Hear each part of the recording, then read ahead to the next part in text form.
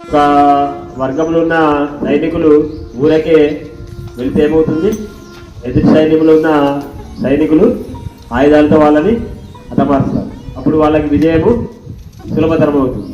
కానీ యుద్ధానికి వెళ్ళే సైనికులు ఏం చేయాలి? ముందుగా ఆయుధాలని వెంట తీసుకెళ్ళాలి. అప్పుడు మాత్రమే యుద్ధంలో శత్రువులతో పోరాడేందుకు అవకాశం ఉంటుంది. అలా కాకుంటే మనం వెంటనే యుద్ధం ప్రారంభమైన కొన్ని క్షణాలకే మన ఓటమిని అంగీకరించి వెనుదిరగాల్సి వస్తుంది. అంతేనా? మనం ఏం చేయాలి ఇప్పుడు మరి? భక్తులుగా మనము చేసేది ప్రతినిత్యం ఒక యుద్ధమే.